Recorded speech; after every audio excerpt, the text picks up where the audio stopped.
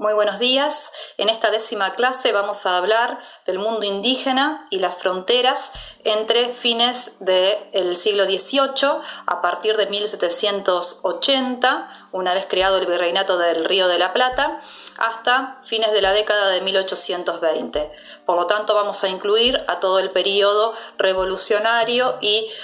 ya a gran parte de las luchas intestinas y de las guerras civiles que, como vimos la clase anterior, atravesaron los años 20.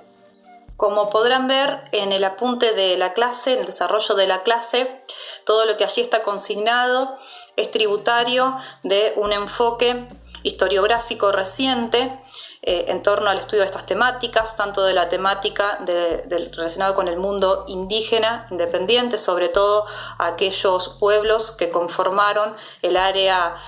pampeana y patagónica, como los pueblos que vivían más allá de la frontera en el Gran Chaco, de la frontera norte en el Gran Chaco.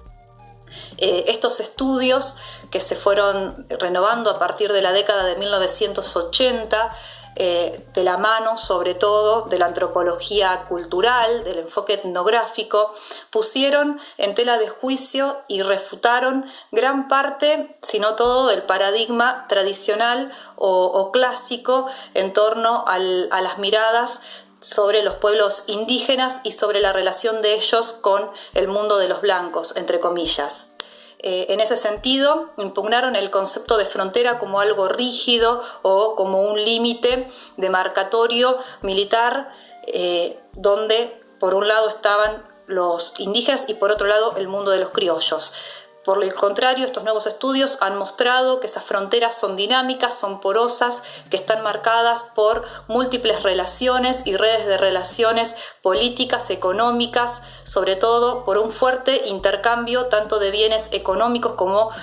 un fuerte intercambio simbólico que está generado por relaciones interétnicas, tanto entre indígenas y blancos como entre distintos grupos o parcialidades indígenas entre sí.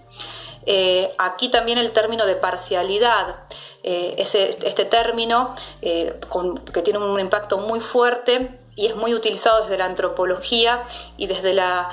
historiografía también, es un término que confiere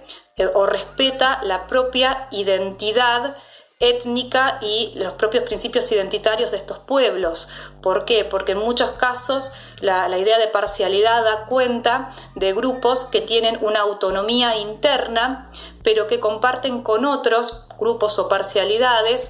códigos lingüísticos, códigos culturales,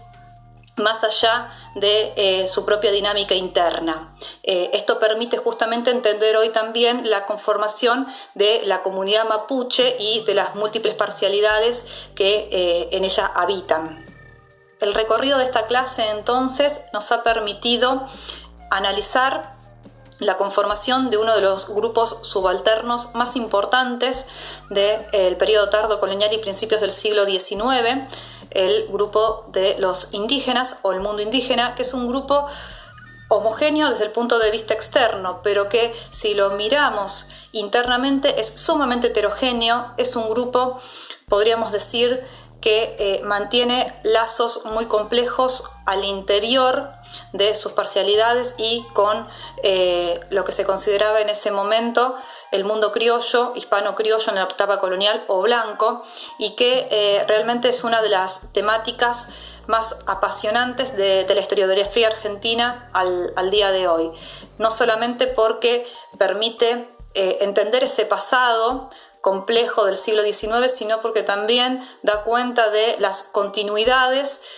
hacia el presente y permite pensar y resignificar el presente y resignificar esta historia actual desde una mirada multicultural o pluricultural y respetuosa de todas las parcialidades y comunidades indígenas que al día de hoy pueblan el territorio argentino y que no son pocas.